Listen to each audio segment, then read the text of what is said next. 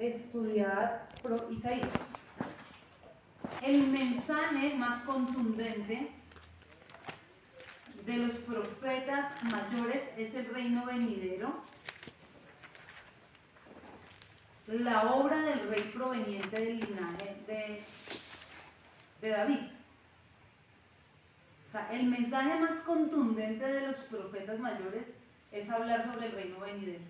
Los profetas mayores no se habla de que sean mayores porque se les quiera dar ese título, porque sean más importantes que los que se conocen como profetas menores, sino que dentro del canon bíblico se llaman profetas mayores, justamente porque el contenido de los libros es un contenido mayor, en mayor volúmenes o escritos en cuanto a las profecías con respecto al de los otros profetas, porque hay libros de profetas que en realidad ustedes miran y son bien corticos. Hay libros de los profetas que tienen pocos capítulos. Y, por ejemplo, uno Oseas o Miqueas, uno mira el contenido comparándolo con estos profetas mayores y son libros supremos que uno acaba de leer muy rápido porque tienen menor contenido de profecía. Estos son llamados profetas mayores justamente porque tienen mayor contenido. El mensaje de todos los profetas mayores es contundente en cuanto a la venida de Cristo. ¿Qué es lo que ellos profetizan? El reino venidero, la venida del Mesías. Es lo que todo el tiempo ellos están profetizando y predicando. La venida del Mesías, el reino venidero, el rey que viene a través del linaje del rey David. De eso hablan las profecías. Lo que es el linaje de David como precedente, como antecesor, como sombra en cuanto a su reinado de lo que va a ser Cristo como rey, porque es el rey por excelencia, el único rey y el rey de reyes. Aunque el rey David fue ejemplar en muchos aspectos y el mejor rey que tuvo el pueblo de Dios, porque indudablemente el rey David es el mejor rey que tuvo el pueblo, aunque hubo algunos, como nombraba Mari, que también fueron buenos reyes porque hicieron buenas cosas, estilo Josías, pero el rey David, sin excepción, con respecto a los demás, fue el mejor. ¿Por qué? ¿Qué lo hace a él mejor? No que no haya cometido errores, sino que él era íntegro. Era una persona íntegra, era alguien conforme al corazón de Dios. Y los errores de David fueron graves. En esa época fueron graves, en esta época son graves. Pero lo que en él había era un corazón arrepentido. Entonces la palabra dice que no quiere el Señor que nadie se pierda, el Señor no quiere que se pierdan las almas, el Señor no quiere que las personas se extravíen y se vayan a la eternidad sin Él, sino que Él dice, no quiero que nadie se pierda, sino que ¿qué? Sino que procedan al arrepentimiento, que se decidan, que actúen, que tengan un arrepentimiento, es decir, un cambio en su manera de pensar, porque una persona no cambia sus actitudes ni sus acciones hasta que su manera de pensar no cambie. Yo me encuentro con gente demasiado joven que tiene unos argumentos en su cabeza que son demasiado fuertes, son ya no solo argumentos sino en sí como fortalezas espirituales en la mente, ya son fortines, son fortalezas donde la gente, y siendo jóvenes, ni hablar de los más viejos, ni hablar de la gente más vieja que se vuelve más, entre más años, más argumentada y más chocha. O sea, hay gente que saca un argumento con una cosa, se le hablan por un lado, saca un argumento y saca otro y otro y otro, y uno dice, Dios mío, ya, no hay nada que hacer. Cuando ustedes se encuentren hablando con una persona, y les digo por 30 años de experiencia sirviéndole al Señor, cuando uno se encuentra hablando con una persona que todo el tiempo está levantando un argumento para algo que usted le diga, usted ya sabe, acá no hay nada. Ahí no hay nada, con una persona que está llena de argumentos no hay nada. Absolutamente nada uno puede hacer. Humanamente no hay nada que se pueda hacer por esa persona. ¿Por qué? Porque simplemente esa persona ya le dio cabida en su mente a determinados pensamientos que se fueron uniendo, unificando, cristalizando, masificando al punto de que ya son una fortaleza, se convierten en un patrón de vida. Y hay gente que, ¿por qué hace la gente ciertas cosas? ¿Por qué la gente actúa de determinada forma? ¿Por qué la gente hace determinadas cosas? Va, entra, sale y argumentan todo. Y esto es demasiado delicado, demasiado grave. Y no va a haber un cambio en la persona hasta que esos argumentos, esas fortalezas, no sean por completo derribadas.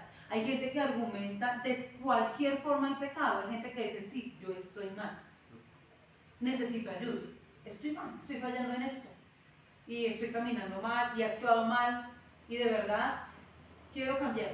Aunque muchos de los que lo reconocen no toman medidas de acción para cambiar eso, por lo menos son conscientes. Hay un poquito de, diría uno, llamaría en consejería lucidez. Hay lucidez para uno agarrarse y ayudar a una persona a salir de ese estado. Hay lucidez, hay algo que le ilumina un poco la mente de decir, he hecho mal, actúo mal, estoy mal, necesito ayuda. Pero hay personas, y las hay, con las cuales usted puede hablar y todos se lo van a argumentar.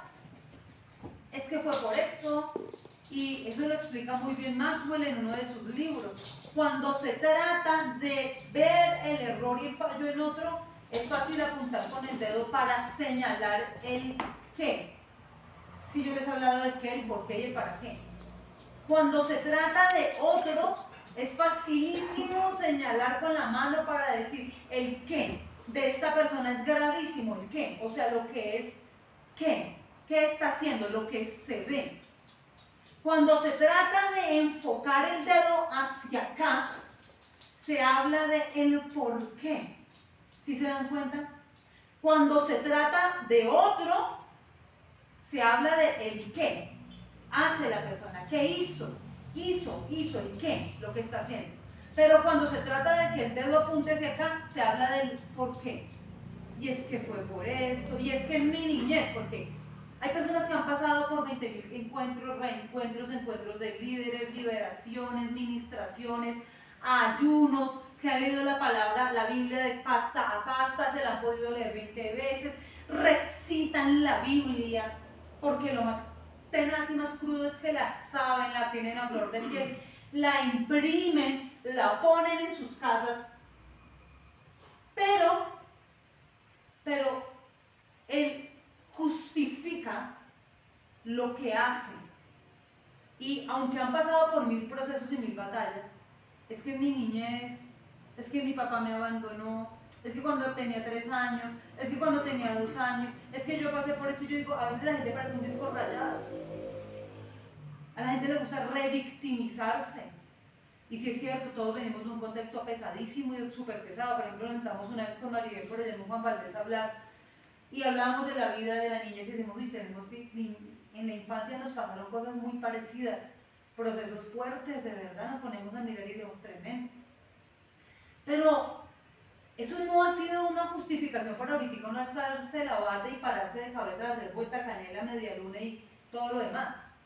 Hay gente que, y es que fallé, ahorita caí por esto, y volví a caer por esto, y acá dentro de 8 días yo aquí, ay no, fue por esto, y vuelvo al mismo punto, olvídenlo. O sea, eso es absurdo. ¿A quién quiere uno engañar? ¿A quién quieres engañar? ¿A quién engañar? Porque a Dios nos engaña. Dice su palabra que Él se muestra íntegro, se muestra honesto con aquellos que le son íntegros y son sinceros. Pero también se muestra sagaz con el que es tramposo. Eso es querer trampear a Dios y eso es absurdo. Es que yo cuando tenía 2 años pasé tanta necesidad que a mí me dejaban encerrada en un cuarto subterráneo lleno de humedad, moho. No comía, me dejaban 2 tazas frías, se enfriaban de agua de panela con agua, sal y cebolla y cilantro y un calado. Eso era mi comida y me la ponían en el piso porque seguramente cuando me la dejaban estaba muy caliente y tenía que dejarla en el piso para que se fuera enfriando y yo no la agarrara de la mesa y me la zampara y me quemara. Supongo yo que esa era la lógica por lo cual me lo hacían. Encerrada sin luz, sin aire, con candado, a los 2 años. Y yo no puedo decir, es que yo me acuerdo que sufrí, por eso yo ahorita reacciono así. Es que yo me acuerdo que a mí me abusaron sexualmente cuando yo estaba pequeña. Y las personas que estaban supuestas a cuidarme, pasé por tantos temas de abuso. Pero eso no hizo de mí una persona promiscua, inmoral, desordenada. O sea, no tiene que ser así. No tiene que ser así. Porque conocí a Cristo y Él es la luz. Definitivamente cuando uno conoce al Señor la vida le cambia. Y yo no puedo ir allá a revictimizarme. ¿Se imaginan ustedes? Como hija de Dios, como líder, como pastor, estar en procesos con mis autoridades y volver cada vez con lo mismo y con cara de perrito degollado, es que me pasó aquí y allá. O sea, eso es absurdo, porque entonces no creería en Cristo, en un Cristo que hace una obra redentora. O sea, ¿dónde está la fe? ¿Dónde está la fe para yo decir, este capítulo en mi vida se cerró? Y es que se cerró, en serio, se cerró. El tema de problemas emocionales que tuve, o familiares, sí, en cuanto a mi relación. ¿Qué tal de ahorita frustrada o amargada o recordando? Y desgraciado, aferrándome a una herida. Pero es que eso no tiene ningún sentido. Entonces, ¿cuál es mi fe? La fe que yo profeso es en un Cristo que perdona y me da a mí la capacidad y el poder para perdonar. Hay que soltar, hay que soltar. Yo no puedo vivir anclado. Y encuentra uno en las iglesias gente que pasa por 1000 procesos y vuelven siempre al mismo punto. Y todos lo hacen para que cuando el dedo apunta y tiene que apuntar hacia acá, sacan un porqué gigante, un cartel con un porqué y un pliego de situaciones que son dolorosas. La pastora Sandra es súper, yo no sé ni cómo decirle, ella es tremenda profeta. Esa mujer es una profeta, una mujer de Dios, una profeta súper aguda. Y Sandra cuando agarra a alguien le dice, ya, sécate las lágrimas, esto ya lo sé. Porque la gente vuelve al mismo punto y vuelve. Ella les dice, ella es súper, ¿cómo les diría yo? Pareciera, cualquiera diría, no le falta amor a esa pastora, en esa iglesia no le dan amor, en la iglesia de Los Ángeles de la pastora Sandra. Le falta amor a esa pastora. Ella le dice a la gente, oye, ya sé. Sí, claro, hay que llevarlo a la cruz. Tú conoces la palabra. Tú la mayor bendición que tienes es el acceso a la bendita palabra. La palabra es la que cambia la mente. Jesús dijo, están limpios por mi palabra. Les di la palabra y la palabra los limpió. Fue suficiente para que un Pedro que por historia y tradición se cree que era un apostador empedernido, un hombre que apostaba en su época a los juegos de azar, un hombre que vivía apostando, tenía problemas en su carácter, en sus deudas, en sus emociones. Fue un tipo que fue suficiente caminar con Cristo para, él dijo, tanto que el Señor, es que estamos hablando de Cristo Jesús, sentado con sus ovejas diciendo, ellos ya están limpios por la palabra que les di. Es suficiente. La palabra es la que a ti te limpia. Tú no puedes andar diciendo es que eso y aquello. No es la palabra la que te limpia. Entonces, ¿dónde está tu fe? ¿Dónde está la fe? ¿Dónde está la fe de un hijo de Dios que conoce, lee la escritura, la medita, ora en ella, ora con ella, la recibe en la iglesia, la recibe a través de los hiper mega, porque ahorita todo el mundo tiene pastores preferidos en redes sociales? Y me soñé con fulano pastor y me soñé, y este pastor me ponía la mano, y este otro pastor, y no sé qué, y yo estaba al lado del hombre de Dios, porque la gente se deja guiar. O sea, el mundo de las redes sociales, eso es una cosa. Ustedes pueden creer que una persona me escribió pensando que yo no estaba haciendo nada, porque no he publicado nada en este tiempo. Yo le dije, oiga, me parece tan irrespetuoso y tan irresponsable lo que está diciendo usted. ¿A usted qué le da derecho para venir a hablar? Qué pena, nadie ponga a trabajar usted. Mira a ver qué hace para el reino. Vaya a ver, muevas a ver mismo a trabajar. ¿No, Nico? Bloqueado, eliminado de todo. A mí no me van a venir acá, a mí no me van a venir a montar en serio. Uno tiene un límite y la gente tiene que respetar. Oiga, mire, para que, a ver si dejan de perder el tiempo y ya empiezan a trabajar en redes. ¿Qué le pasa? ¿Ah? Ubíquese, igualado, ubíquese. Ubíquese que llevo 30 años de mi vida, 30. Usted sabe ni siquiera la edad que este joven tiene. 30 años. 30 años. Cuando él nació yo ya le servía a Cristo. ¿Tú no habías nacido, María? Sí, pues yo ya tengo Ya tienes 30. Ya casi 31. Ok, tú naciste y yo Era estaba un servirle a Cristo. bebecito. Estabas tomando pecho y te cambiaban los pañales y yo le servía a mi Señor. 30 años sin parar de servirle. 30 años, ¿usted sabe qué es 30 años usted sin parar de servirle a Dios? 30 años ya son 3 décadas. O sea, aquí en este punto, y tengo canas, aquí en este punto la gente tiene que aprender a respetar y ubicarse. Porque hay un proceso que me ha dado 30 años, que hay personas que no lo han tenido. Por menos se han vendido, por menos se han ido para atrás. Nadie sabe los procesos que uno ha tenido que pasar.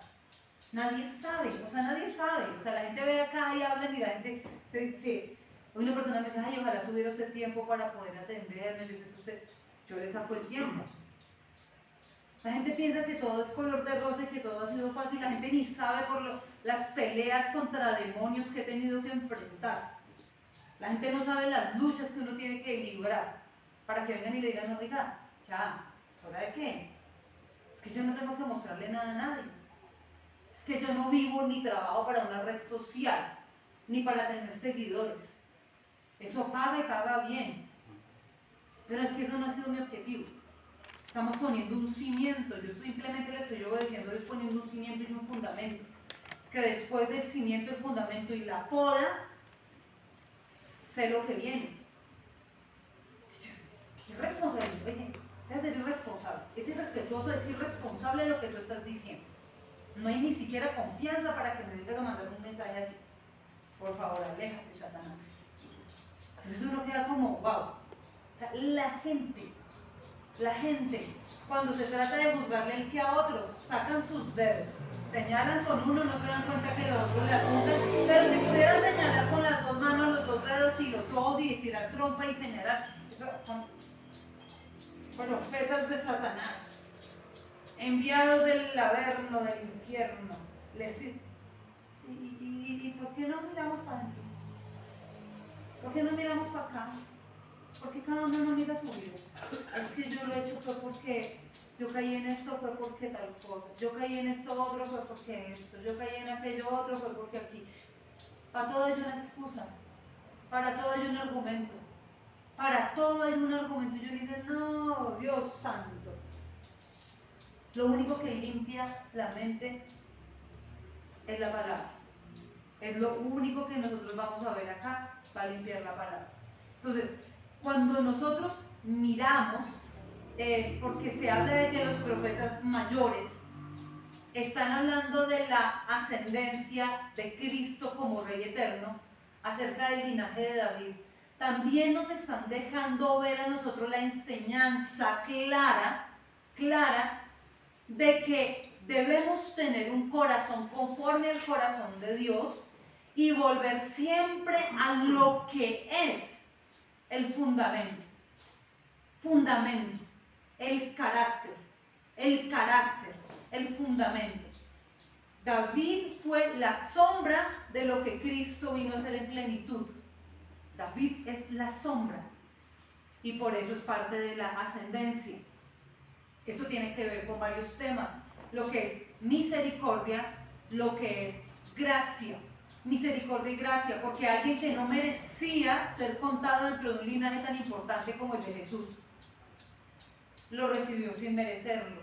Alguien que merecía toda la corrección y ser extirpado y exterminado por misericordia, quedó como parte del linaje del rey David, del rey Jesús, del Señor Jesús. Miramos la ascendencia de David. ¿A quién encontramos por allá en la ascendencia? Prostituta, moabita. Imagínenlo, si uno mira la ascendencia, uno encuentra a una moabita y a una prostituta. Y se habla de que David fue concebido en pecado, Entonces mire eso, mire lo que el Señor muestra. No importa el pasado de una persona, importa hacia dónde vamos. No importa lo que yo fui, lo que aquí cuenta es lo que yo soy en mi presente, porque lo que yo soy en mi presente sí está dándole un mensaje al reino espiritual de para dónde yo voy. Voy a repetirlo porque es que, miren, a la gente le gusta que le digan esto. No importa, no estamos mirando tu pasado, porque no es tu pasado lo que cuenta, sino para dónde tú vas. Les voy a decir mejor esta frase. No es tu pasado lo que cuenta, es tu presente. Porque tu presente le está mandando un mensaje al reino espiritual. Le está mandando un mensaje al cielo y al infierno. Porque eso es así. Tú no solamente le estás mandando un mensaje al cielo, tú mandas un mensaje codificado al cielo y al infierno. Tú estás mandando tu mensaje. Tu presente está mandando un mensaje de para dónde tú vas. No importa tu pasado, lo que sí cuenta es tu presente. Hablábamos de que lo importante era para dónde vamos. No, les voy a decir, ¿es tan importante para dónde vamos? ¿Es tan valioso? Cristo dijo, tranquilo, les estoy haciendo una casa. No se preocupen, tienen la eternidad comprada por mi sangre. Ese no es el asunto. Tampoco es el pasado. O sea, el futuro ya está conquistado y ganado. No tenemos que preocuparnos porque eso ya fue ganado, pagado. Cristo lo conquistó, lo pagó. El pasado no importa porque la sangre de Cristo lo borra. El futuro ya está pagado con la sangre de Cristo. No me costó a mí. Pero lo que sí cuenta es mi presente, porque mi presente está dando un mensaje al reino de las tinieblas y al reino de los cielos de quién soy y para dónde voy. Es mi presente. ¿Qué estoy haciendo con mi presente? Y yo hablo de mi presente. De mi presente. Estoy hablando de mi último mes, hoy, mañana, el siguiente mes, para dónde voy. Este presente. Ay, no, pero es que ese es mi pasado. Su pasado es... Sí, ay, es que ayer ya es pretérito, es que ayer ya es pasado.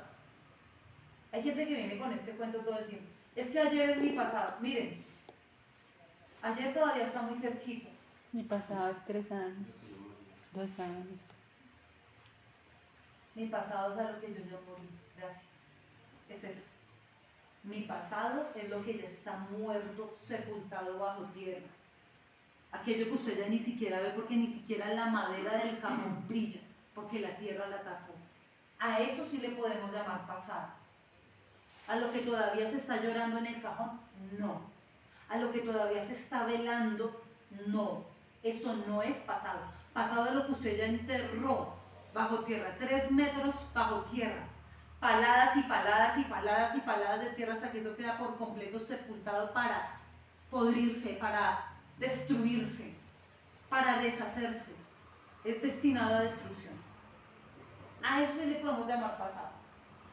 Es que ayer fue mi pasado. Ayer yo dije madrazos, agarré mi casa a golpes, me enloquecí, eso maltraté, agarré el gato, el perro a patadas, madre a todos, levanté mi casa a gritos, en las que palabrotas, porque miren, para mí sí, así ustedes me digan a mí que no, pero sí o sí, de la abundancia del corazón, habla la boca. Cuando una persona empieza a hablar con sus palabritas, yo ya me sé el lenguaje de la carne, yo me lo sé, y yo tengo discernimiento, y soy una mujer de Dios, y yo sé cuando alguien también es de Dios, porque por su manera de hablar se conoce a la gente.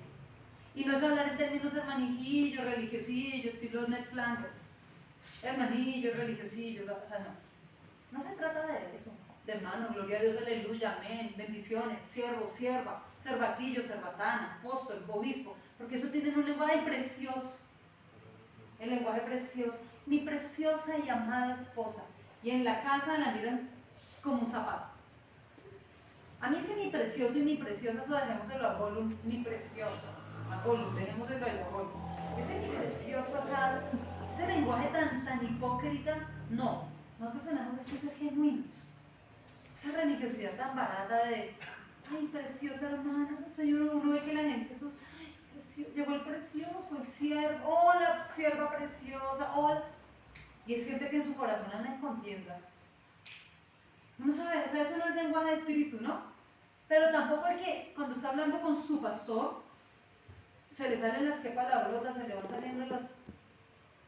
Y uno dice, oye, espera, ¿qué pasó acá? De la abundancia del corazón se habla la boca. Así me digan que no. Nico, sí, de la abundancia del corazón se habla la boca. De la abundancia del corazón habla la boca.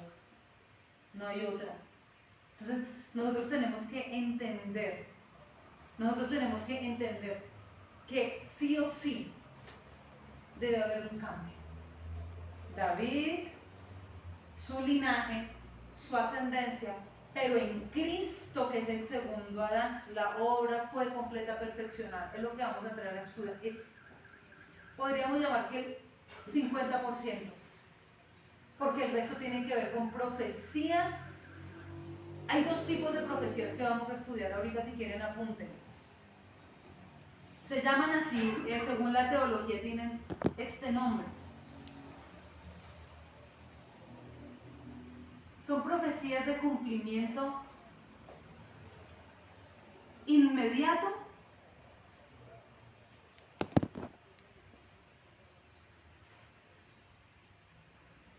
que fueron escritas para el pueblo contemporáneo. Las pueden llamar, en el parcial la pueden llamar de dos formas: profecías de cumplimiento inmediato o profecías de corto alcance. Tienen ese nombre según la organización que da la teología. Profecías de cumplimiento inmediato o de corto alcance. Así, ese es el primer grupo de profecías. Vamos a hablar de dos. Profecías de corto alcance o de cumplimiento inmediato. Estas profecías estaban dadas para el pueblo contemporáneo al profeta que las estaba declarando.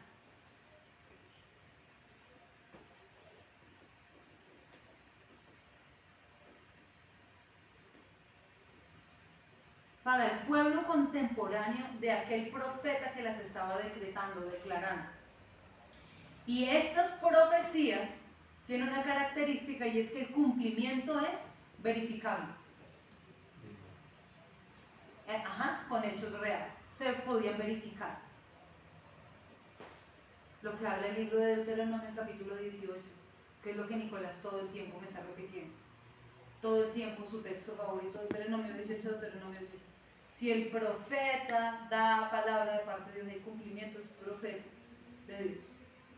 Ahora, entendemos también el tema de Romanos, donde habla que no se equivoca Dios ni su palabra, sino el hombre que hace que la profecía no se cumpla, en el sentido de que cuando son palabras de bendición, promesas de bendición, ¿no?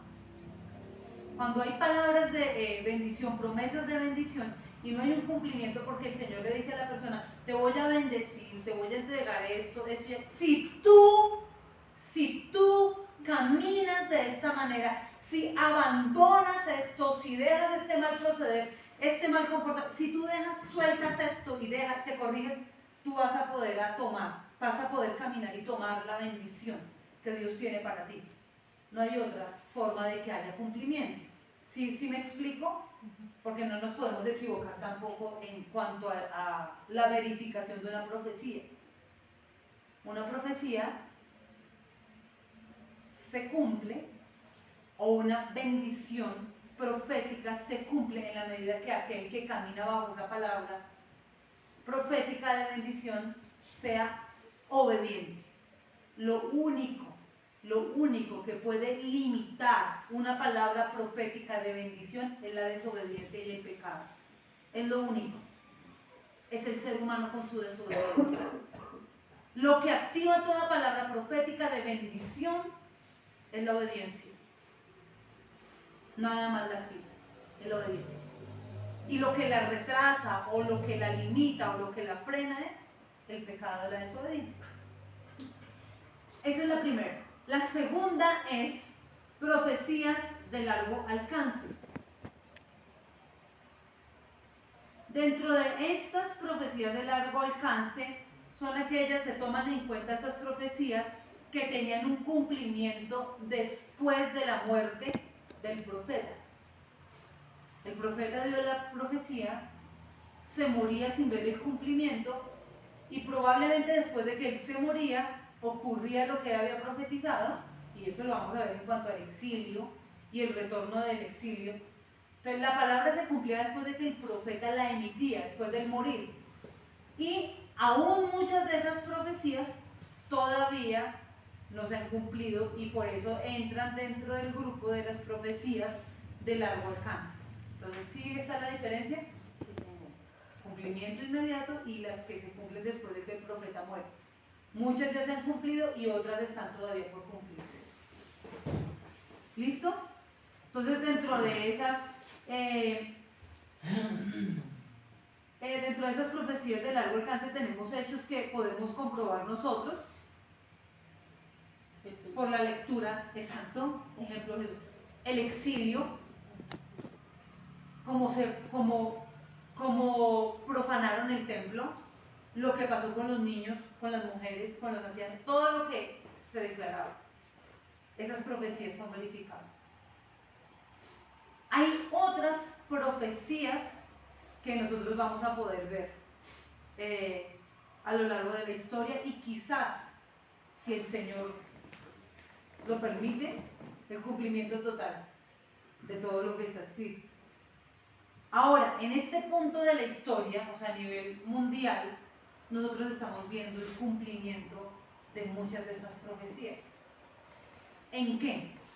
En el crecimiento del satanismo, en el crecimiento de la maldad, en el auge de los masones, de la agenda de orden mundial, lo que llaman 2030. ¿Sí saben? ¿Sí saben? Más o menos han escuchado, porque esos temas los vamos a tocar ahorita, que son actuales. Vamos a hablar de esas cosas dentro de los profetas, vamos a estudiar la agenda de orden mundial y vamos a empezar a entender otras cosas que están pasando y que están por suceder, porque la idea con esto es que la iglesia esté capacitada y preparada para lo que viene. Acá no se trata de entretener a nadie, sino de que aprendamos cómo debemos actuar. Dentro de toda profecía, nosotros podemos mirar, dentro de todo lo profetizado y dentro de cada profecía, nosotros podemos mirar algo, y es que a pesar de todas las reprensiones, porque ustedes me dirán, por ejemplo, Mari hablaba de lo de Isaías, hay muchas reprensiones, pero siempre que Dios da una profecía, hay un futuro con esperanza. Siempre. ¿Qué quiere decir esto?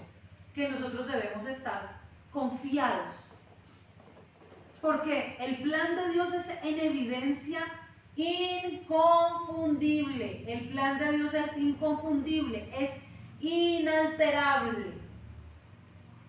El plan de Dios tiene dos cualidades: es inconfundible y es inalterable. Podemos mirar el futuro con confianza. ¿Qué quiere decir esto? Que pase lo que pase acá, suceda lo que suceda, nosotros tenemos que tener una tranquilidad. Dime. Y tenemos que tener una tranquilidad y una certeza. Nuestro futuro ya está asegurado. Amén. Nosotros ya tenemos el futuro asegurado. Esto, o sea, debemos tener una certeza.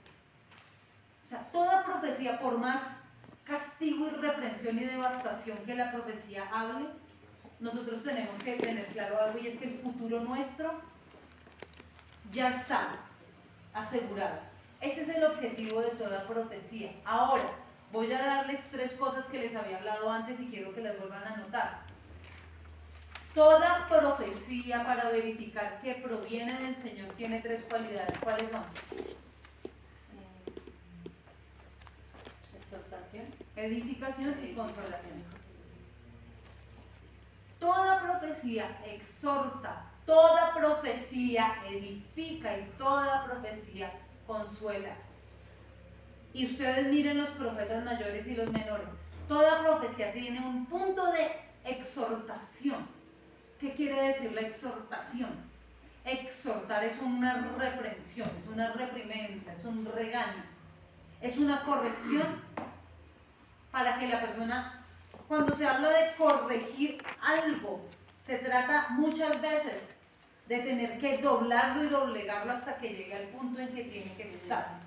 Vayan ustedes a una dobladora de tubo, allá en el Ricaurte. Yo que tuve que ver tantas piezas que se tenían que doblar, tantos herrajes, tantas cosas. Un ejemplo, las patas de estas sillas donde estamos nosotros. Esto no viene así. Esto viene en una tira, las ensamblan, funden en tiras largas. Esto lo tienen que llevar a la dobladora. Las tienen que doblar para que tomen la forma que tienen que asumir para el propósito que tienen. toda corrección de Dios, inevitablemente, toda profecía. Miren, porque es que la gente está muy equivocada y estamos llenos de iglesias sensacionalistas y proféticas. Ahorita eso abunda la profecía y a la gente le gusta que le hablen al oído, te va a ir bien y tendrás dinero y veo que contarás millones y tendrás y viajarás y estrenando ropa y Dios te dará esto y veo a tus hijos y veo que... Y a la gente le fascina eso y así se llenan las iglesias.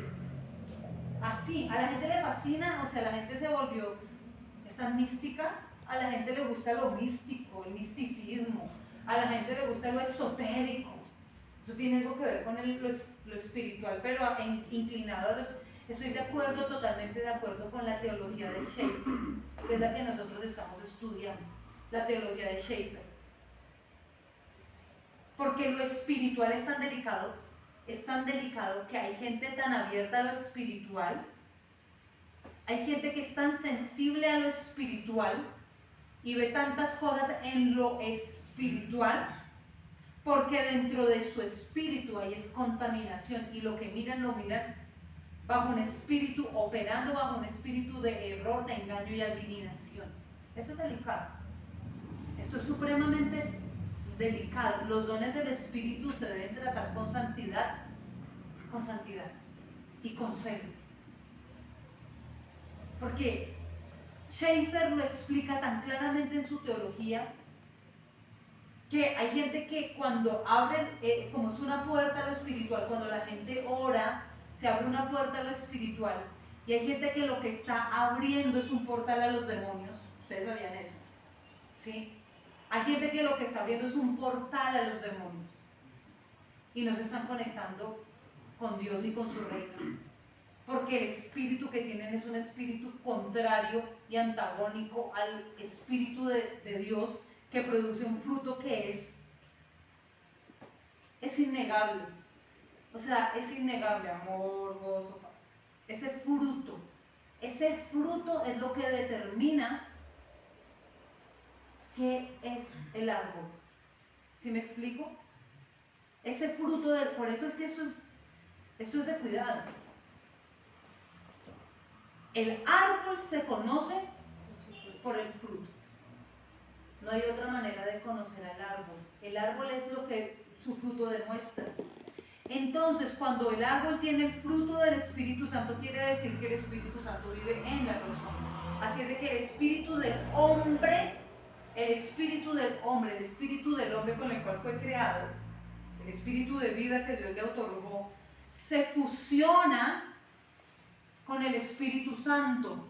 Ahí es cuando se dice que el Espíritu Santo vino a vivir dentro de la persona. O sea que la persona antes no tenía espíritu, sí, antes lo tenía. Pero cuando la persona se conecta con Dios, se despoja, hay un cambio, un arrepentimiento, un cambio en su mente. Por eso dice que hay que producir frutos dignos de arrepentimiento. Cuando la persona nace de nuevo y el espíritu viene a ella, el espíritu de vida que tenía en ella se fusiona al espíritu de Dios. Esto lo explica Schaeffer en la teología. Y yo de verdad lo entiendo también de esta manera.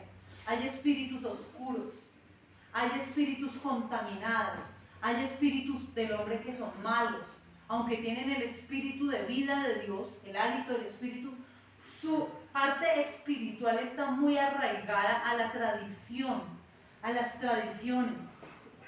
Por eso nosotros no podemos vivir una vida, un cristianismo místico, religioso. El cristianismo y la palabra se abraza con amor y con sencillez, con sentido común, con sabiduría, con sencillez, con santidad, con temor de Dios.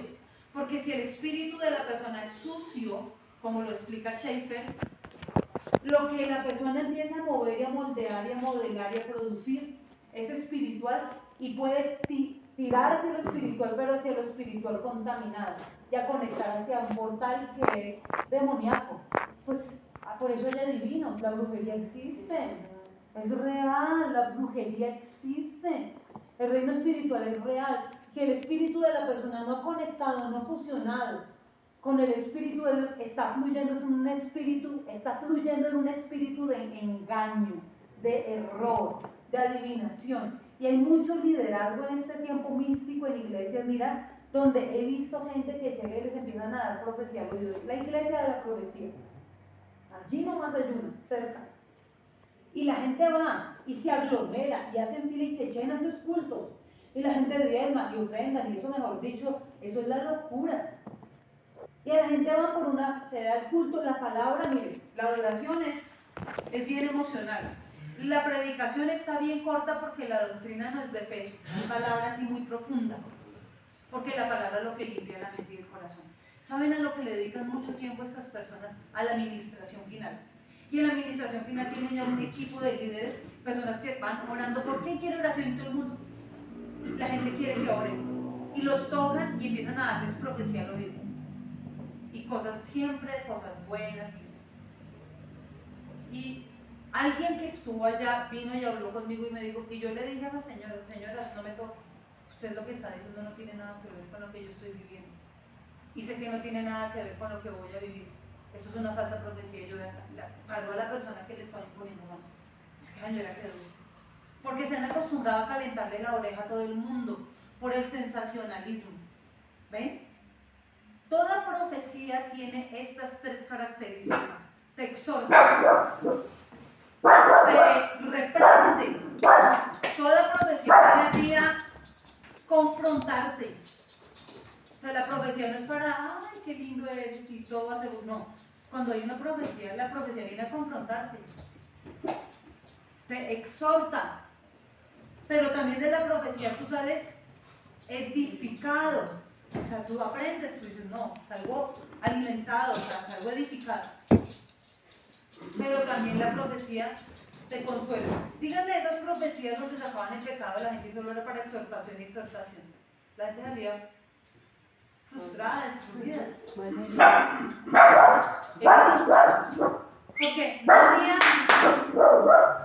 no había un punto de edificar al creyente. Alza la niña, tráemela por favor.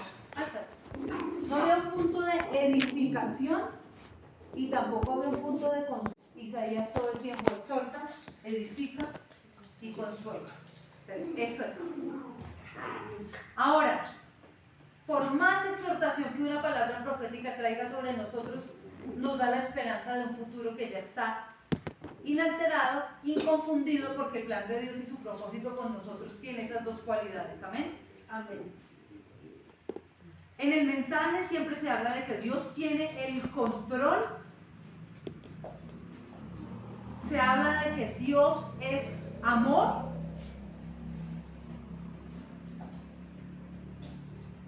Y se basa sobre la obediencia. El fundamento hacia toda palabra es la obediencia. Obediencia. Tanto en la exhortación, como en la edificación, como en el consuelo. Toda profecía tiene que tener de parte nuestra como una respuesta de obediencia. Obediencia. Porque nos da un mensaje de que Dios tiene el control, de que Dios es amor, pero para que haya cumplimiento yo tengo que obedecer.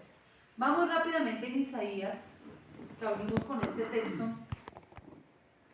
Vamos a estudiar los títulos que le dan al rey venidero, que nosotros ahora ya. Ellos no lo sabían, los que escucharon en esa época, los que lo escuchaban no entendían, ahora nosotros sabemos. O sea, esa gente no conocía a Cristo.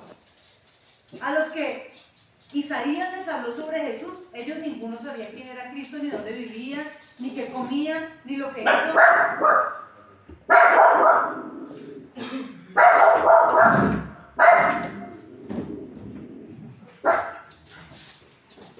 Moni, una pregunta. La otra semana es parcial y tú dijiste que hoy íbamos a como a escoger como que se iba a Toca en 15 días como seguimos de largo porque tenemos que avanzar un poco con este para bueno. Y o sea que en 8 días podemos como definir los puntos. Bueno. Solo quería saber. Sí, dentro de 15 porque es que dentro de 8 vamos a dar pues, los puntos de estudio. ¿Listo? Entonces, esa gente que escuchaba a Isaías hablando no sabían quién era Jesús, no sabían cómo se iba a llamar, pues sabían la promesa de un Mesías, pero no tenían ni idea de lo que ahora nosotros sí conocemos. Entonces vamos a mirar qué títulos el profeta da sobre Cristo en 750 años antes de que él naciera. Imagínense, 750 años antes. Entonces, uno de los títulos que le da rápidamente me van a ayudar a buscar estos versículos. Alguien que se busque Isaías 2, 2, 4. Otra persona que busque Isaías 9, 6. Otra persona que busque Isaías 11, 3, 4.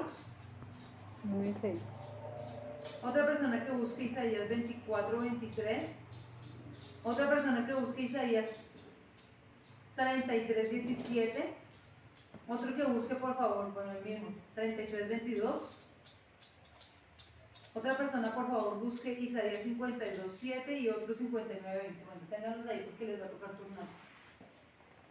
El primer título que da es Jehová, Isaías 2, 2, 4. ¿Quién lo tiene? En los últimos días, el monte del templo del Señor será establecido como el más alto de los montes. Se alzará por encima de las colinas y hacia él correrán todas las naciones. Muchos pueblos vendrán y dirán: vengan, subamos al monte del Señor, el templo del Dios de Jacob. Dios mismo nos instruirá en sus caminos y así andaremos por sus sendas. Porque de Sión saldrá la ley de Jerusalén, la palabra del Señor. Dios mismo juzgará entre las naciones y administrará justicia a muchos pueblos. Convertirá sus espadas en arados y en hoces sus 2, 2, lanzas. 4. Así. Y en hoces sus lanzas. Ya no levantarán su espada nación contra nación y nunca más se distraerán para la guerra. Entonces vamos a mirar acá. Acontecerá en lo postrero de los tiempos que será confirmado el monte de la casa de Jehová como cabeza de los montes y será exaltado sobre los collados y correrán a él todas las naciones. Acá está hablando, es una profecía mesiánica y el nombre que se le atribuye a Cristo, Jesús, es Jehová. Jehová. Yo tengo la otra. Listo. Tienes 9:6. Sí. Porque nos ha nacido un niño, se nos ha dado un hijo, y él tendrá el gobierno sobre su hombro. Estos serán sus títulos de realeza: admirable, consejero, Dios poderoso, Padre eterno y príncipe de paz. Okay. Entonces, acá ya nos está hablando de que van a ser como un niño, pero nos está hablando de los nombres que nosotros inclusive cantamos como Padre, Dios fuerte. Y abre, Dios fuerte, habla de admirable, consejero, Padre eterno, príncipe de paz. Nos está revelando a Cristo la manera como van a ser, que van a ser como un ser humano normal, como un niño, pero lo narra con estos nombres que acabamos de ver y resalta Dios fuerte, lo presenta como un Dios fuerte. Miren ese contraste porque habla de los atributos admirable, consejero, príncipe de paz. Se sabía que un príncipe de paz, no sé si lo alcanzamos a predicar acá un sábado de esto, no recuerdo, pero un príncipe de paz era el título que se le daba a un rey, a un gobernante que salía a la guerra, se daba en la jeta con los enemigos de la nación, prevalecía sobre ellos y podía traer paz como regalo, paz a su pueblo, pero después de pelear y vencer contra los adversarios. Por eso se habla que este título es Dios fuerte. Si ven el contraste, nace como un niño, pero es Dios fuerte. Eso para los que creen en el divino niño, Dios fuerte. Luego sigue el capítulo 11, 3, 4.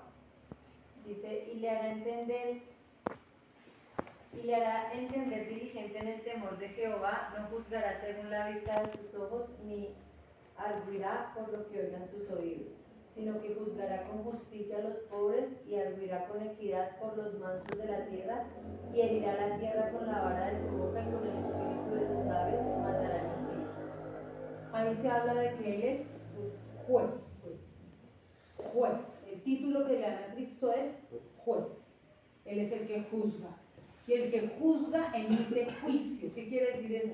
El que juzga, juzga con imparcialidad para emitir una sentencia, un veredicto, sea para libertad o sea para condenación. Ahora somos declarados libres por la sangre del Cordero. Mientras hay vida, hay gracia y hay esperanza. Cuando se acabe la vida, hasta ahí fue lo que fue. Entonces es como cuando se acaba el tiempo de un parcial y usted tiene que entregar el parcial y ya, se acabó el tiempo y listo, ya lo que fue. Si logró responder todo y lo hizo bien, pues muy bien. Pero si agotó el tiempo echando globos y respondiendo mal, ya no hay nada más, ya no hay solución. Así es la vida. Y es más, es gravísimo. Porque no es un parcial, ya es la vida de uno la que se acaba y se extingue, y ahí, hasta ese punto lo que la persona hizo, y él es el juez. Luego vemos Jehová de los ejércitos 24-23. La luna se avergonzará y el sol se confundirá cuando Jehová de los ejércitos reine en el monte de Sión y en Jerusalén, y delante de sus ancianos sea glorioso. Amén. Jehová de los ejércitos reinando en el monte de Sión. Y esto es apocalíptico, ¿sí? Eso ya tiene que ver con el apocalipsis y los ancianos del apocalipsis. Entonces, ¿qué título le da ahí? Jehová de los ejércitos, Jehová Sabaoth. Vamos a mirar el 33-17. Yo lo tengo. Listo, vamos. Sus ojos verán al rey en su belleza y a los montes celestiales en la lejanía. El ¿Qué rey. título le da? El rey. Cristo Rey. El rey. El rey. 33-22, vamos. 33-22 también. Ajá, ahí. Sí, ya lo tengo. Acá. Porque el Señor es nuestro juez, nuestro legislador y nuestro rey. Él nos cuidará y nos librará. El título Juez, que se le da es legislador. Legislador. Legislador. Dice nuestro legislador. 52-7.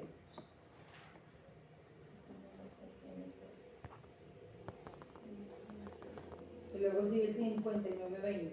Cuán hermosos son sobre los montes los pies del que trae alegres nuevas, del que anuncia la paz, del que trae nuevas del bien, del que publica salvación, del que dice a Sión, tu Dios reina. ¿Qué título tiene Cristo ahí? Dios. Dios, tu Dios reina. Dios. O sea, todo lo que dice, todo lo que hace, tu Dios. Vamos con la última. 59-20, ¿qué dice? El Redentor vendrá a Sion, vendrá a todos los que Jacob que se arrepientan, vendrá a todos los de Jacob que se arrepientan de su rebeldía, afirma el Señor. Miren acá cómo terminamos en este capítulo. Se habla de redentor. Redentor. Él es redentor. ¿Para quiénes? Para los que se arrepientan. Él es redentor de los arrepentidos. Él es el que redime a los arrepentidos. ¿Qué redención? ¿Se acuerdan? Aquel que es capaz de comprar a un esclavo para dejarlo en libertad. Eso es redención. Él compra, imagínense, él compra, o sea que no es por todos, aquellos que se arrepienten. Él compra de la esclavitud los que están oprimidos por los demonios para sacarlos a libertad. Me impactaba vi 2 videos hoy, ya estamos terminando, niños, perdón, jóvenes adultos. ¿Cómo? Yo pensaba, viendo gente que está bajo el poder de las drogas en Estados Unidos, hay un auge de la drogadicción impresionante. Los carteles mexicanos están llevando ¿cómo se llama? Fentanilo y otras drogas que una familia muy adinerada, inclusive de una donación para ayudar a rehabilitar a las personas, que es lo más doble moralista que existe. O sea, los creadores de la droga que llega el laboratorio a visitar a los doctores y les dan una comisión por recetar esa droga. Es un analgésico muy fuerte, es el analgésico como en el que cayó Vicosí, ese mismo metadonas que se llama, que es para evitar el dolor, los dolores demasiado fuertes. Entonces la persona, sin saberlo, se vuelve adicta, porque genera unos niveles de adicción demasiado fuertes. Y veía en Estados Unidos gente hasta con ropa de marca, con una persona aquí para comprarse unos tenis de marca, hace un esfuerzo, unos Nike, una camiseta Nike, Una pinta una vale pinta. mucho. Claro, porque acá vale, a ver, Por ahí pongámosle, son millones de pesos. por ahí salen 2 millones de pesos unos tenis ahorita valen 600, 500 originales, Vale por ahí 1 millón. no más. los sketchers están en 400, 500, 400. y las más baratas son de 400. Exacto. Ya, los tenis de marca cuestan, una ropa de marca cuesta, un atuendo todo completo vale por esos 2 millones de pesos. Gente con esa ropa y en el piso revolcándose como serpientes. En serio. Y por la calle ya es lo más normal, la gente ingiere sus drogas y se inclinan, eso hace algo en el sistema nervioso y óseo. La gente pierde la orientación y pierde ¿cómo se llama? La firmeza en su sistema óseo y se empiezan a descolgar y parecen zombies, caminan así arrastrándose o caen en el piso y empiezan a dar tumbos y voces. Y yo, como marionetas, yo decía, ¿cómo Satanás agarra a una persona para esclavizarla y juega con ellos? Jugando con ellos en el piso y mire, las personas vienen a recaer. La humillan. Una niña, una muchacha con bonito cuerpo, inclusive en un licra como deporte, arrastrada, toda sucia, la camisa se le subía y la gente grabando, riéndose. Publicaban riéndose, miren cómo parece un zombie, burlándose, subiendo los videos. Y yo decía, qué deplorable el estado de esta mujer. Y había muchas personas en esas calles así como zombies. La gente, o sea, se descuelga, o sea, es impresionante. Acá no vemos esto todavía. No, vemos los indigentes vomitando en la calle, los vemos arrastrando sin camisa, o uno sin camisa, caminando descalzos, y uno dice, es triste. Pero después de ver esos videos, esa gente como zombies, arrastrándose, caminando con el cuerpo completamente doblado, así doblado, descolgado y caminando sin poder tener movilidad y se arrastran y ¡ay! Impresionante, ensuciándose el cabello entre la tierra, el lodo, ahí arrastrándose y gente bien vestida ensuciándose. Entonces, ¿hasta qué punto el ser humano se deja usar por Satanás para la avaricia de esos narcos mexicanos, porque es de México que la están pasando fácil, bueno, de acá yo supongo también, pero la avaricia de esa gente por tener sus fincas, sus caballos, sus mujeres, sus orgías, su lugar bien asegurado en el infierno, destruyendo familias, destruyendo vidas, destruyendo hogares. Yo decía, qué deplorable el ser humano que atenta, y yo decía, solamente esa gente de verdad que le sirve a Satanás abiertamente. Y las otras personas marionetas de un sistema que está caído. Y yo pienso, Colombia todavía no ha llegado a ese punto, gracias a Dios todavía no. Nosotros como iglesia tenemos que aprovechar ese tiempo para sembrar la palabra. Tenemos que hacer nuestra parte. O sea, es algo que ustedes saben que vamos a arrancar ahora mismo y hacer nuestra parte. Debemos hacerlo. Porque, o sea, estamos viviendo cosas de verdad terribles. Y todo lo que hablan estas profecías que estamos entrando a estudiar y todo lo que estamos mirando nos advierte a nosotros qué pasa y cuál es la actitud que nosotros tenemos que tener. Vean, el que no se agarre firme termina envuelto en el sistema del mundo, distraído por el sistema del mundo. Es tan fácil desviarse y distraerse. Hombre, está a un clic, a mover el dedo. Está leyendo usted la Biblia o estudiando, consultando una fuente para sacar un estudio y aparecen todo el bombardeo de cosas. Bombardeo de vainas, noticias, amarillismo, tragedias, accidentes, robos, publicidad de cosas que uno ha buscado para comprar por internet. Eso le llega todo el bombardeo de todo, o sea, todo. Si he consultado cosas de los perritos, perros, fotos de perros, de gatos, de perros, y uno, Dios mío, y todo eso está diseñado para distraerlo a uno y desenfocarlo del propósito.